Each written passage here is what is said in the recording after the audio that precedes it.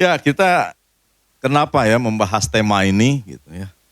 Saya juga sebetulnya mendapatkan tema aja ya gitu, tapi ini relevan sekali ya di zaman saat ini ya. Karena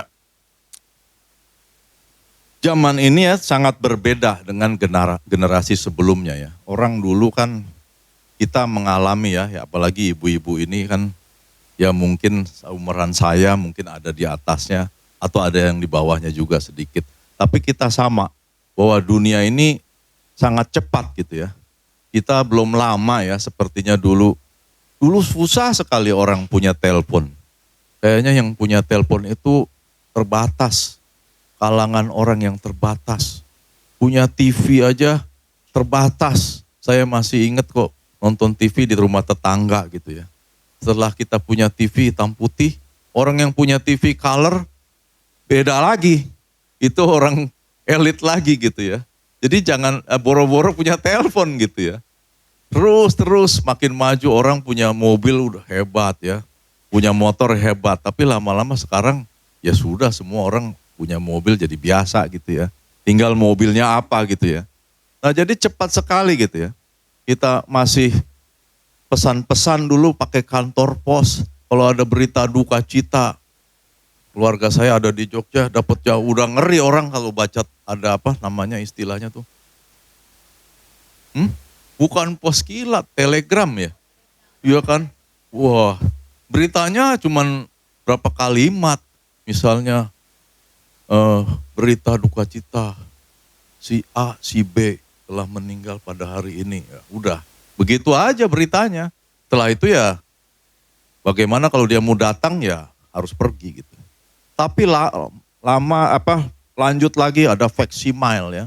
Facsimile itu kita bisa ngirim kertas gitu ya, tulisan nanti ada fax gitu ya. Ntar di dunia lain terima, itu hebat. Tapi sekarang enggak ya. Sekarang itu udah ketinggalan zaman. Kirim message dari WA, beres. Mau di dunia belahan manapun sampai. Mau telepon di dunia lain, video call sudah sampai dan nggak bayar, murah. Dulu orang mau telepon ke luar negeri itu ya ampun susahnya, apalagi yang nggak punya telepon. Udah nyiapin ya interlokal biayanya mahal. Nah jadi kita sekarang hidup di zaman yang berbeda gitu ya sebelumnya ya. Jadi kalau hari ini mungkin banyak orang bangun tidur bukan buka Alkitab ya, tapi mungkin ya buka HP, lihat notifikasi, lihat dulu siapa yang nge-like gua gitu ya. Siapa yang ada berita apa ini, mungkin bisa begitu. Jadi semakin mudah tapi kita jadi semakin jauh gitu ya dari Tuhan ya. Jadi sebenarnya teknologi ini anugerah tapi kita juga dijauhkan gitu ya dari ibadah gitu ya.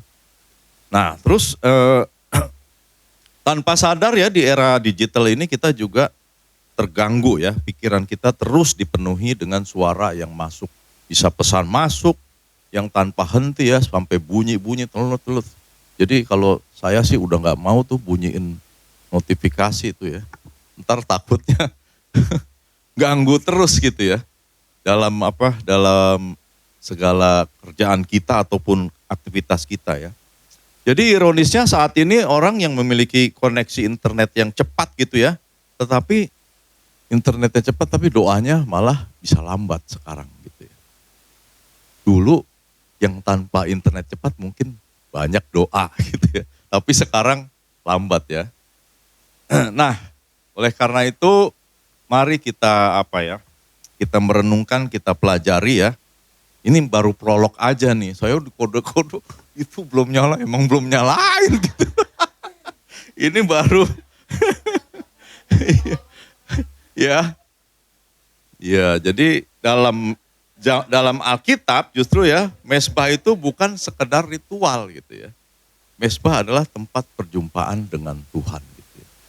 Tetapi saat ini kita justru punya mezbah atau tidak gitu ya.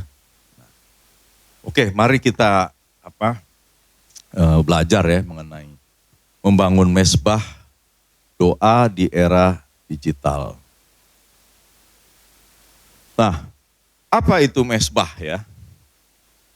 dalam Alkitab ya, mezbah itu adalah tempat perjumpaan dengan Allah ya. Ini bisa kita lihat di Kejadian 12 ayat 7 sampai 8, Kejadian 26 ayat 24 sampai 25 ya. Jadi kita nggak usah buka Alkitab dulu, bukan nggak buka ya. Percaya aja ini bahwa ini dari Alkitab gitu. Kalau kita buka-buka lagi nanti kelamaan ya. Tetapi ini kisah bagaimana Abraham gitu ya bertemu Tuhan. Lalu bagaimana Ishak bertemu Tuhan. Jadi kalau nggak percaya nanti buka aja Alkitab. Disinilah lalu mereka orang-orang percaya ini, orang yang berjumpa dengan Tuhan, mereka membangun mezbah gitu ya. Tapi nggak ada doanya ya. Jadi nggak tahu nama mezbah doa itu kayaknya sih orang-orang Kristen sekarang itu yang mempopulerkan. Walaupun mezbah di dalam mezbah itu ada doa, ada pengorbanan, ada penyerahan diri, iya. Tapi tidak pernah dikatakan mezbah doa. Saya sih mungkin ada sesi khusus kalau mezbah doa itu mungkin Pak Pendeta Julius bisa menjelaskan. Ya, tapi saya cari di Alkitab juga nggak ada mezbah doa, mezbah ya. Nah tetapi memang waktu di mezbah itu orang berdoa, iya. Tapi berkurban ya. Nah jadi mezbah itu tempat perjumpaan dengan Allah sekaligus titik pengingat relasi covenant ya atau perjanjian. Jadi waktu itu Abraham kan dijanjikan, keturunanmu akan seperti bintang di langit, seperti pasir di tepi laut. Itu janji ya. Janji itu keturunannya, yang akhirnya kepada keturunan kepada anaknya yang tunggal itu Tuhan Yesus Kristus itu. Itu namanya covenant gitu ya, perjanjian. Nah jadi di mezbah itu ada simbol penyerahan diri dan korban ya. Kita lihat di Roma ayat 12, pasal 12 ayat 1. Ya karena saya percaya Bapak Ibu pasti ibu-ibu lah, bapaknya cuman saya berdua doang. Berempat ya. Ya. Simbol penyerahan diri dan korban. Nah, di dalam perjanjian baru, mezbah bukan lagi lokasi fisik ya. Waktu itu Abraham, Ishak memang ada ya. Di Betel tempatnya itu, tepatnya lokasi fisik. Tetapi di dalam orang percaya perjanjian baru, maka tempat hadirat Allah, yaitu kita ini, tempat hadirat Allah, itu ada bukan fisik lagi, tetapi di dalam diri kita, bait Allah ya. Kita adalah, tubuh kita adalah bait Allah, gitu. Bait roh. Maka kita bisa berjumpa dengan Tuhan melalui bait roh kita, gitu. Bait tubuh kita. Jadi kita sendiri yang bagaimana menyediakan waktu kita, keheningan kita, diri kita, di ruangan mana gitu ya. Tentunya ya ada filosofinya juga kalau kita di tempat di pasar gitu nggak bisa kita bangun mezbah. Adanya orang tawar menawar ini 1.500 aja deh, 5.000, 4.000, wah nggak bisa, nggak konsen ya. Jadi kita harus membangun mezbah walaupun tubuh kita bait roh, tapi kita harus mencari suatu suasana yang penuh keheningan. Nah kira-kira mezbah itu seperti itu ya gitu.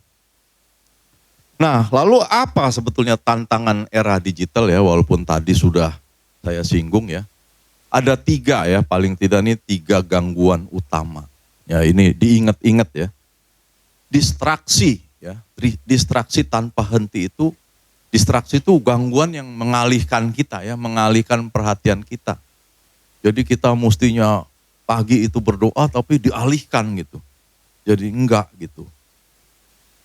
Dialihkannya apa? Ya itu langsung lihat handphone, bukan, padahal kan ada aplikasi Alkitab ya di handphone ya.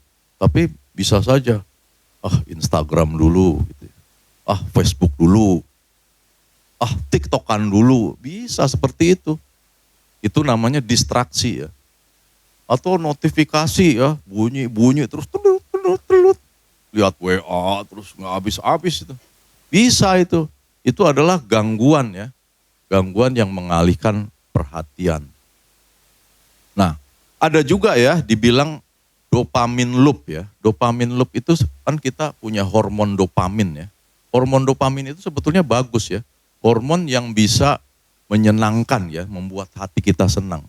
Tetapi justru karena di era digital ini, medsos ini menguasai kita, jadi kesenangan kita itu kecanduannya di situ.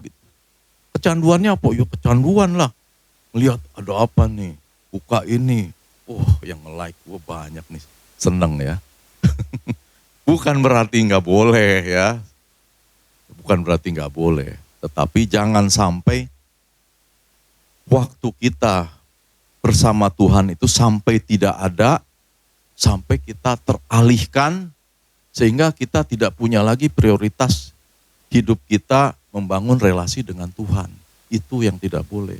Tapi kalau Bapak Ibu mau masih bergaya, ya silahkanlah, nanti saya juga diprotes. Kalau jadi kita nggak boleh Pak, foto-foto itu taruh di medsos ya boleh lah gitu. Tetapi ya ingat ya, jangan itu yang menjadi utama dan mengganggu kita. Lalu apa? Yang kedua, kehilangan ritme ya. Ritme itu apa sih? Ritme itu kan misalnya jantung nih. Dek, dek, dek, dek, dek, dek, itu ritme kan. Gerak ya. Ritme itu gerak atau misalnya apa ya? Ritme orang zaman sekarang beda dengan ritme orang dulu. Ritme orang petani beda, ritme orang di desa beda.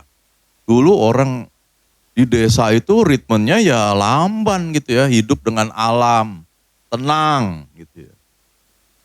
Tapi zaman sekarang ritme itu menjadi begitu cepat gitu ya. Sekarang orang desa pun sudah megang gadget itu. Sama. Nggak ada juga orang desa itu nongkrong-nongkrong gitu yang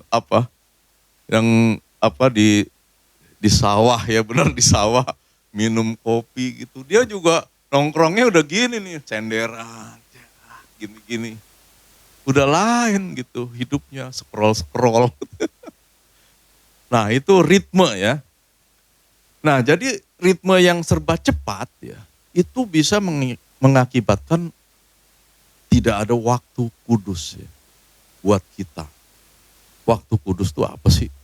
Ya waktu yang harusnya kita sisihkan atau kudus itu kan dipisahkan, dispesialkan gitu ya. Jadi kita tidak ada lagi waktu kudus dalam hidup kita ya, berelasi dengan Tuhan. Nah kemudian apa? Yang ketiga, spiritualitas instan ya. Instan tuh ya kayak kita bikin mie instan gitu ya. Cepat saji. Apa-apa tuh diperlukan suatu kecepatan yang instan sifatnya. Jadi sekarang pun banyak konten rohani ya yang siap dikonsumsi gitu. Ya kalau kita buka Instagram ada macam-macam konten rohani. Apakah bagus? Ya bagus. Tetapi ini minim perenungan. Kalau kita cuma mengandalkan konten rohani tanpa kita punya waktu kudus bersama Tuhan, ya itu cuma lewat saja gitu. Kayak kita membaca sesuatu yang tidak ada relasi kita pribadi bersama dengan Tuhan. Nah inilah tantangan era digital saat ini bagi kita khususnya orang-orang percaya. Nah makanya jangan sampai kita teralihkan gitu ya. Nah akibatnya apa ya?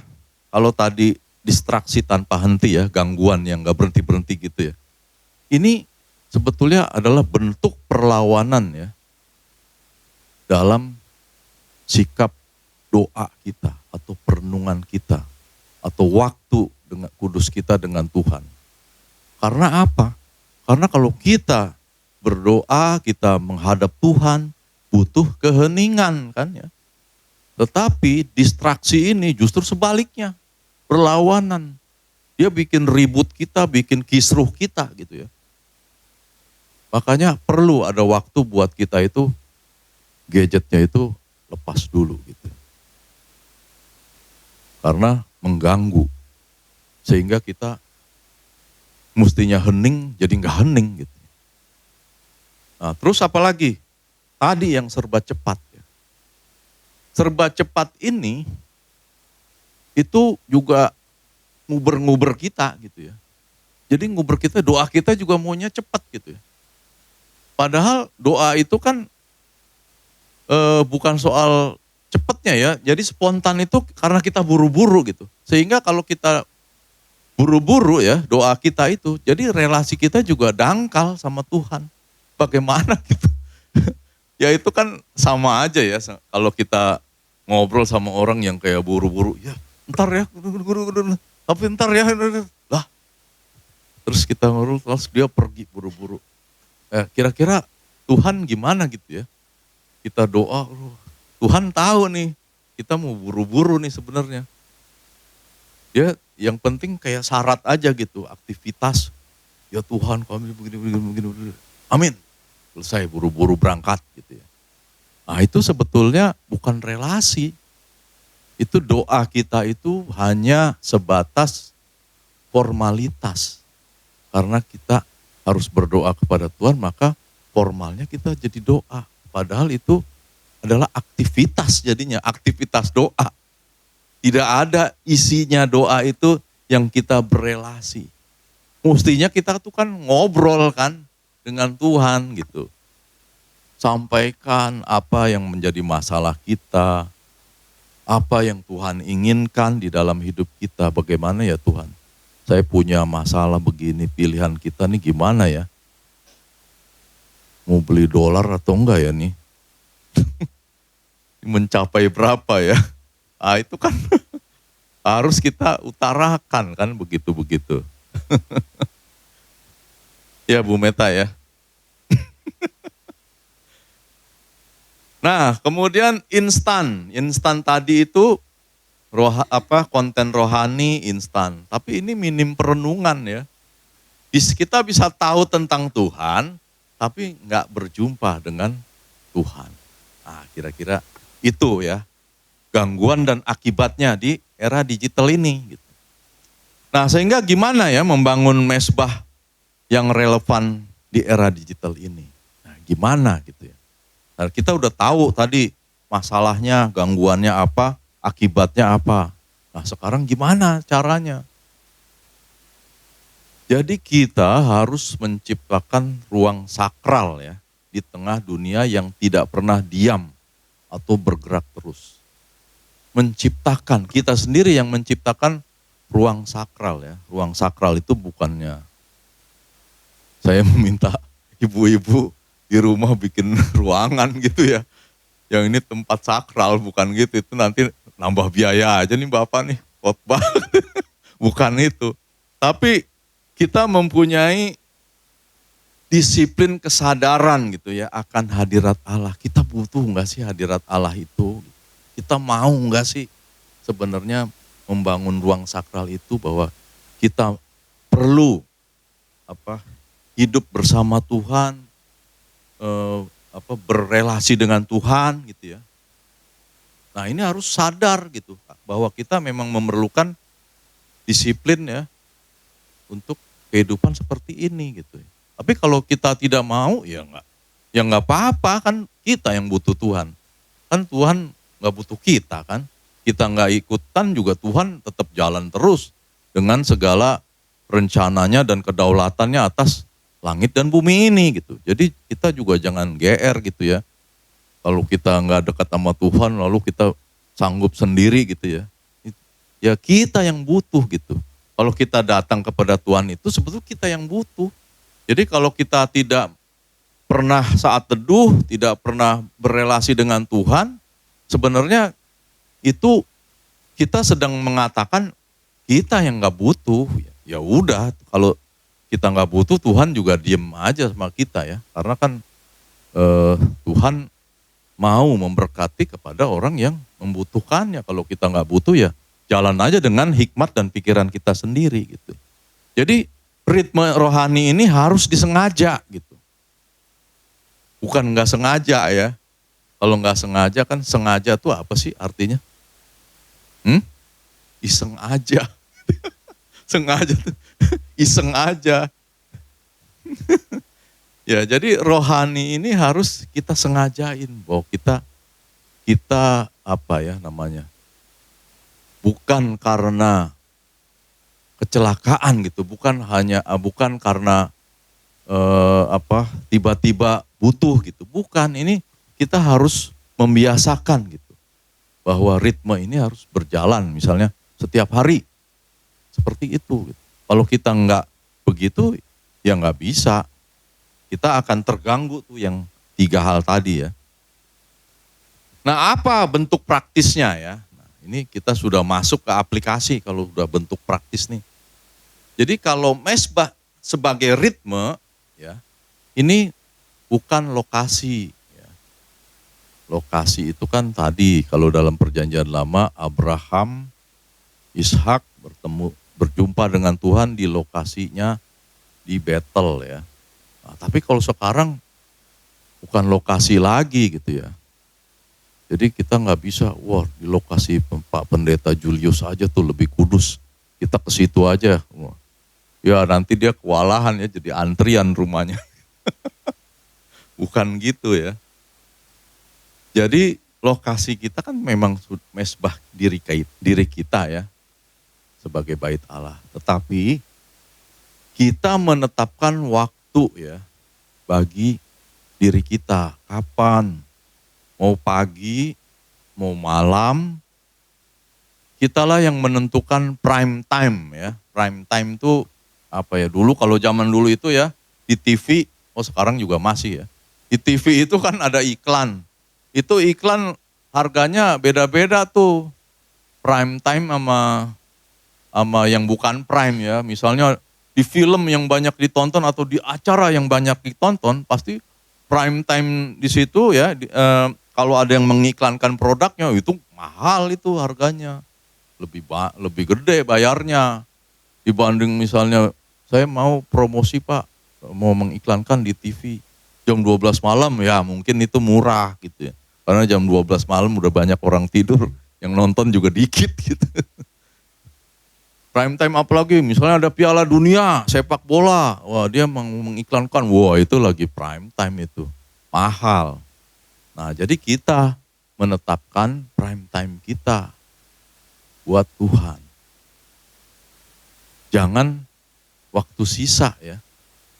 Nah, kalau waktu sisa itu memang saya pikir Tuhan juga tidak menerima kita gitu ya.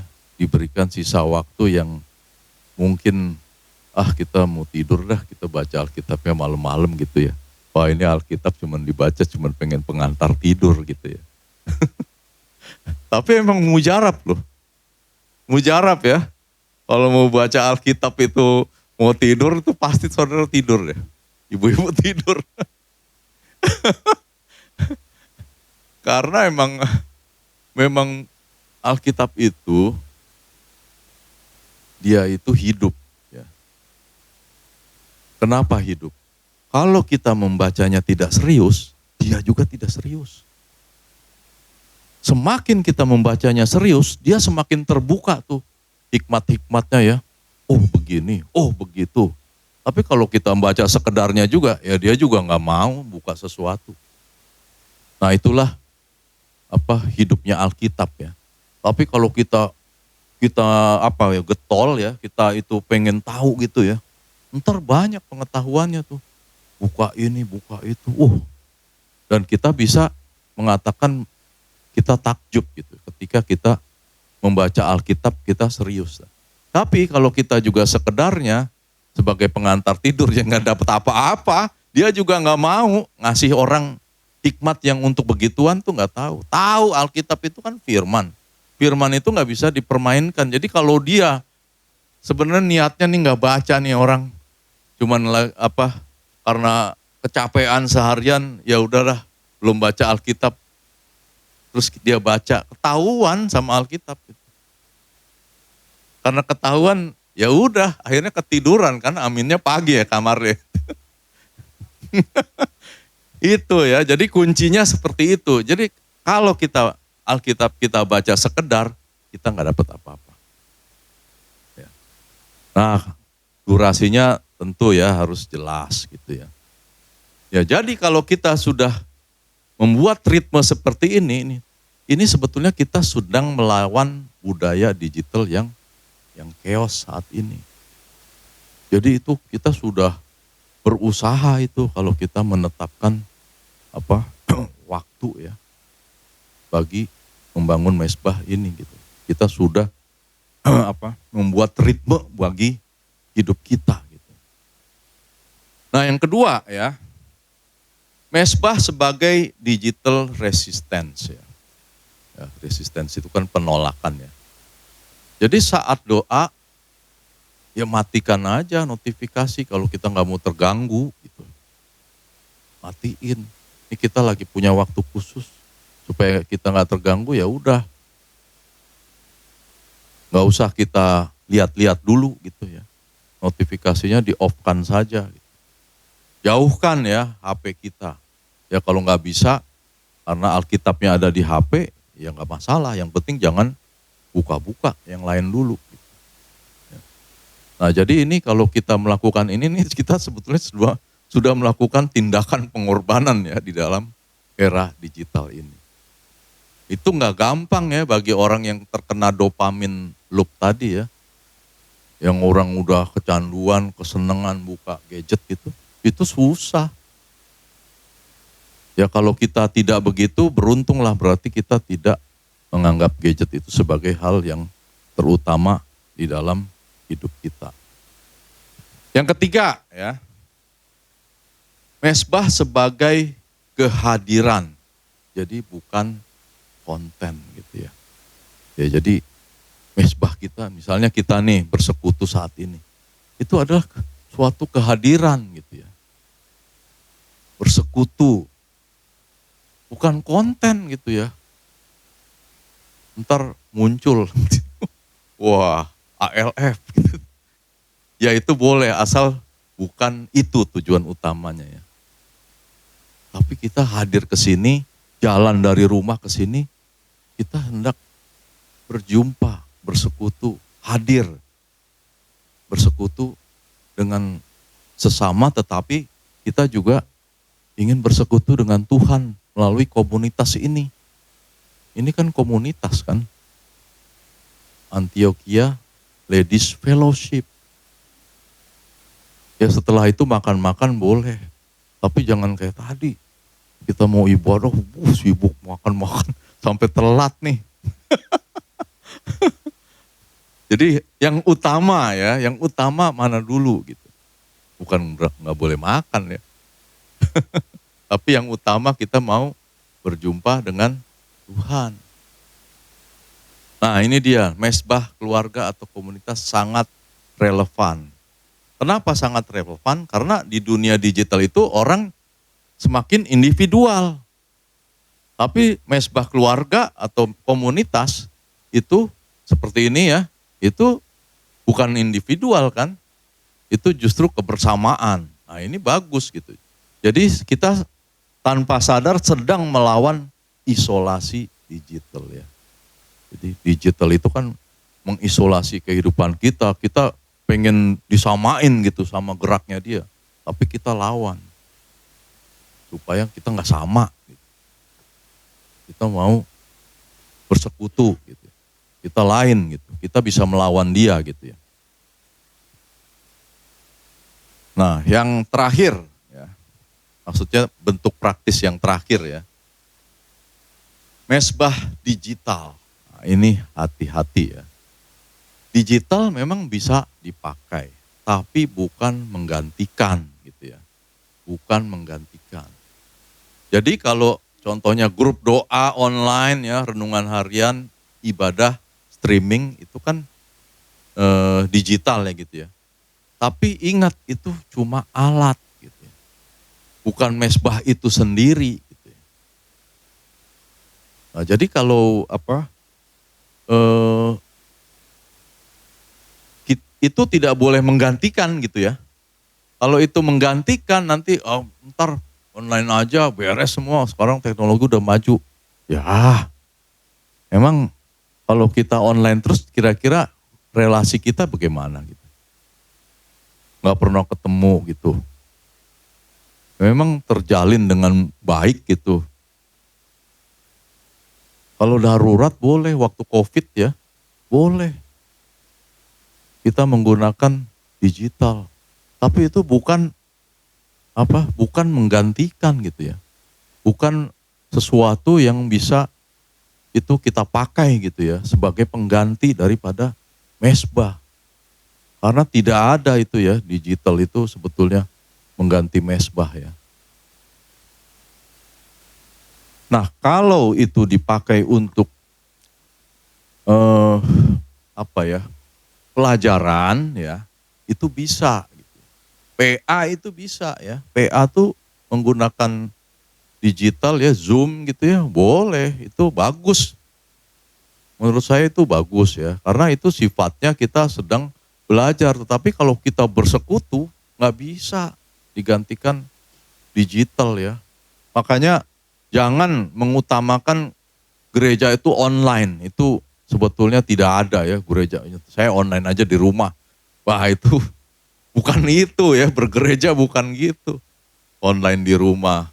Kecuali kita dalam keadaan terdesak, darurat yang memang kita tidak mungkin hadir gitu ya.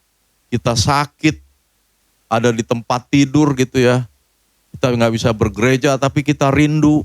Ya udah, kita buka streaming ya, live streaming gereja. Ya karena tidak ada lagi. Nah itulah mezbah digital ya yang harus hati-hati. Nah jadi dimensi teologis yang mendalam dalam membangun mezbah era kini adalah tindakan kontra budaya ya. Kita melawan budaya saat ini. Dunia ini cepat. Padahal mezbah jangan cepet-cepet tuh. Yang kusuk gitu ya. Yang lambat ya. Yang hening gitu ya. Yang hening ini ya karena dunia ini kan bising gitu. Kita mesti perlu keheningan gitu. Lalu dunia ini konsumsi ya. Konsumtif ya, maunya membelanjakan gitu ya. Sedangkan mezbah itu adalah penyerahan.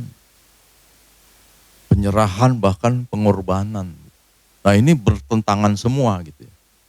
Tapi ini saya bukan lagi kita mengatakan bahwa dunia digital itu jelek, bukan teknologi itu jelek, bukan seperti itu ya. Maksudnya dunia ini karena ada perubahan teknologi menjadi digital, itu membuat perubahan gaya hidup orang gitu ya. Nah gaya hidupnya itulah yang membuat culture orang saat ini itu jadi sulit untuk berjumpa dengan Tuhan. Itu yang menyulitkan mah. Kita sebagai orang percaya nggak boleh jadi larut seperti itu. Kita harus ingat teknologi digital perlu kita pakai gitu. Tapi jangan kita larut seperti orang dunia yang sehingga kita melupakan Tuhan ya di era digital ini. Itu maksudnya ya. Ini tadi saya bilang terakhir ya. Ternyata ini terakhir ya sebelum kesimpulan ya. Nah jadi ini kita refleksi ya. Refleksinya bukan kaki ya dipijit gitu ya. Pijat refleksi. Jadi refleksi kristologis itu artinya kita bagaimana ya kita nih dalam dunia saat ini ya. Jadi ia sendiri adalah mezbah dari korban itu. Kristologi itu kan ilmu yang mempelajari tentang Kristus ya. Jadi ia sendiri adalah mezbah dan korban ya. Jadi Kristus itu adalah mezbah. Makanya kita tadi nggak perlu cari lokasi khusus tadi ya. Maka membangun mezbah hidup dalam persekutuan dengan Kristus. Ada nggak kita hidup dalam persekutuan dengan Kristus? Nah itu kita refleksikan gitu. Masing-masing diri kita. Ada nggak ya selama ini? Hidup kita itu dalam persekutuan dengan Kristus. Lalu yang kedua, bukan sekedar aktivitas rohani, tapi relasi dan ketaatan penyerahan hidup. Ada nggak relasi kita dengan Tuhan? Ada nggak ketaatan kita, penyerahan hidup kita kepada Tuhan? Kalau tidak ada, yaitu kita harus kembali membangun mezbah. Kalau kita kehilangan mezbah, ya berarti kita sebetulnya kita sedang larut dengan era saat ini, era digitalisasi ini yang membuat kita jauh dari perjumpaan dengan Tuhan. Jadi kesimpulannya, relevansi mesbah doa di era digital bukan bagaimana doa itu ditaruh dalam digital ya. Bukan di era digital, oh ya doanya di-online-kan saja, masuk digital, masuk ke dalam warta digital, masuk dalam email atau apapun gitu, yang semuanya digital, WA aja semua di-blast, masuk dalam medsos gitu. Bukan soal itu. Jadi bukan doanya yang dimasukkan ke digital. Jadi relevansinya itu adalah bagaimana orang percaya tetap memiliki kedalaman rohani di tengah dunia yang dangkal. Dangkalnya apa? Ya dangkalnya udah nggak rohani gitu ya, rohana gitu. Dangkal, orang males rohanian lagi gitu. Karena semua itu merasa ya, dunia ini segala sesuatu bisa dijawab gitu ya. Apa yang nggak bisa dijawab, ketik aja di AI gitu. Kan bisa, nggak perlu Tuhan, kan jadinya gitu kan ujung-ujungnya. Ke situ, cuma kita dibawanya nih pelan-pelan. Sehingga lama-lama kita lupa Tuhan, itu loh masalahnya. Jadi kita harus memiliki kedalaman rohani. Lalu di dunia yang selalu online, mesbah doa adalah tempat kita kembali hadir di hadapan Allah. Nah, jadi kesimpulannya itu ya. Kita datang lagi kepada Allah. Kita butuh Dia atau tidak. Gitu. Nah, ini adalah kesimpulannya ya. Jadi Bapak Ibu, semua yang kita telah mendengar ya, apa yang disampaikan oleh firman Tuhan ini, mari ingat ya, bahwa hidup kita itu adalah hidup yang sudah diberkati oleh Tuhan. Kenapa kita diberkati? Karena Kristus turun ke dalam dunia berkurban bagi kita yang mau diselamatkan. Gitu. Nah kalau kita sudah diselamatkan, maka kita wajib hidup bagi Dia ya, berelasi dengan Dia. Gitu. Jangan kita sampai terdistraksi gitu oleh era digital ini yang menjauhkan diri kita dari Tuhan.